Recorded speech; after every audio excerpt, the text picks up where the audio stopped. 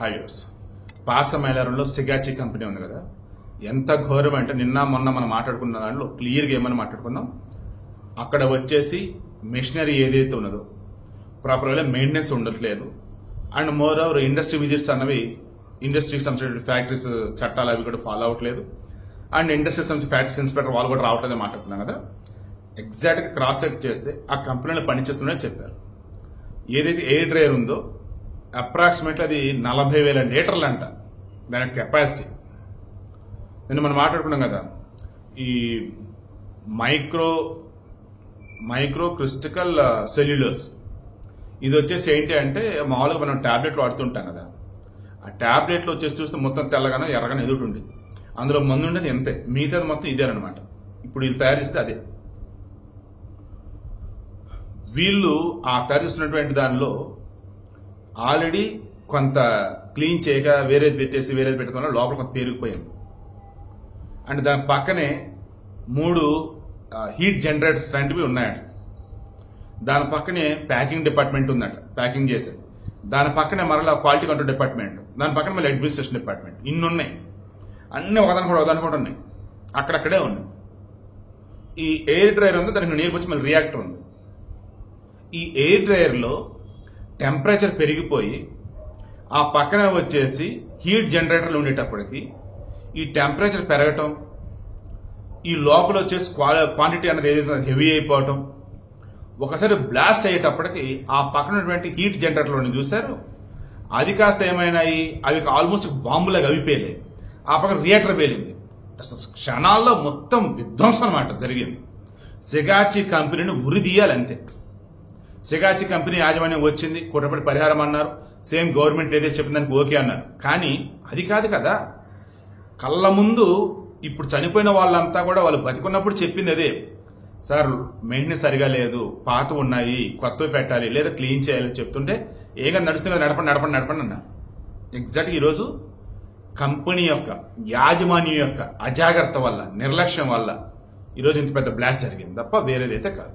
So video close చేస్తున్నా. Revanth Reddy government కానీ central government కానీ ఇద్దరు కూడా కలగజేసుకొని ఖచ్చితంగా ఇప్పుడు ఆ కంపెనీని మూతేయడంతో పాటు ఆల్రెడీ 4 రోజులు 3 నెలలు దాదాపు కంపెనీ మూతేస్తామని చెప్పేసి అన్నారు. ఇప్పటికి చాలా మంది అటాచ్ చేసిన పాపం ఒక ఆమె పట్టుకొని చిన్న ఫోటో పట్టుకున్నాను కదా, పాస్పోర్ట్ ఫోటో. ఎవరు అంటే అందులో పనిచేయడానికి వచ్చే పాప లేబర్ భార్య, ఒడిశానో బెంగాలో ఎక్కడి నుంచి వచ్చిన వాళ్ళు. ఇప్పటికి 40 మంది చనిపోయారు, రిమైనింగ్ కొంతమంది ఆచూకు లేదు. మన ఏపీ చెందినటువంటి కడప జరిగిన కుర్రాడు నిఖిల్ కుమార్ రెడ్డి, తర్వాత మన విశాఖపేట చెందిన శ్రీరమ్య, కొత్తగా పెళ్ళినటువంటి పాపం వాళ్ళు చనిపోయారు. ఆ కొలికిపూడి ఎవరు ఉన్నారు కదా ఎమ్మెల్యే, అతనే దగ్గరుండి మరి ఇద్దరు పెద్దలను ఒప్పించి ప్రేమ పెళ్లి చేశారంట. ఆయన కూడా నేను బాధపడ్డాడు. సో విషయం ఏంటి నేను చెప్తున్నది, ఇప్పటికైనా తెలంగాణ ప్రభుత్వం ప్రాపర్ వేలో ఇండస్ట్రీకి సంబంధించి నామ్స్ ఫాలో అవుతున్నారా లేదా? గడిచిన 5 సంవత్సరాలలో 730కి పైగా పేలుడు సంభవిస్తే అందులో 500కు పైగా ఆల్మోస్ట్ ఈ రియాక్టర్లో లేదంటే నాశరకమైన మెటీరియల్ వాడుతున్నట్టు వల్ల దానివల్ల జరిగినవి. అంటే 730కి పైగా ప్రమాదాలు జరిగాయి, అందులో 500 పైగా బ్లాస్ట్లే జరిగాయి. ఇది వచ్చేసి అత్యంత భయంకరమైన ప్రమాదకరమైన బ్లాస్ట్ ఈ పాసమైలారంలో జరిగింది. సో ఇప్పటికన్నా సరే ప్రభుత్వాలు ప్రాపర్ వేలో గనక లంచాలు అలవాటు పడకుండా ఇండస్ట్రీ విజిట్లు చేసి ఇక్కడ తనిఖీలు చేసి అన్ని సవ్యంగా ఉంటేనే రన్ చేయడం, లేదంటే ఆపేయాలి. నేను ఎంప్రెస్ కూడా చెప్తున్నా, మీ ప్రాణాలు పోతే సామి ఎందుకు చేతుల వెళ్ళి మరి ఆ పనికి మన మెషినరీతో మీరు వర్క్ చేస్తారు?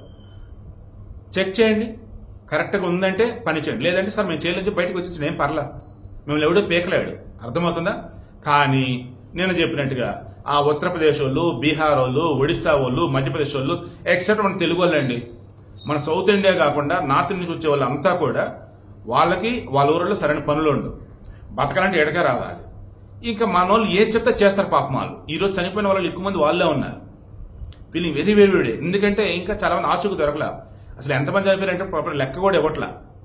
యాజమాన్యం వచ్చేసి ఎటుపోయి చివరికి వాళ్ళు ఇచ్చున్నారు. కానీ ఇంకా ఇంకా ఇంకా ఇంకా వాళ్ళ యొక్క నిర్లక్ష్యం కళ్ళ ముందు కనిపిస్తూనే ఉండేటప్పటికి జనాలు వాళ్ళు చంపాలంటున్నారు. ఎక్కడ చంపుతారు? ఆ భోపాల్ గ్యాస్ దొరకటం ఏమైంది? చక్కగా వాడిని దేశం దాటించి పెట్టలా. కనీసం వీడినైనా పట్టుకొని ప్రాపర్గా శిక్షలు పడేలా చేయండి. ముందైతే కంపెనీని మూతేయండి. అండ్ రిమైనింగ్ కంపెనీలు ఏవైతే ఉన్నాయో ఇక నుంచి ప్రమాదాలు జరగకుండా ఉండాలంటే ప్రాపర్ వేలో ఇన్స్పెక్షన్ చేయండి, ఆడిట్ చేయండి అండ్ ఎంప్లాయీస్ దగ్గర నుంచి ఫీడ్బ్యాక్ తీసుకోండి.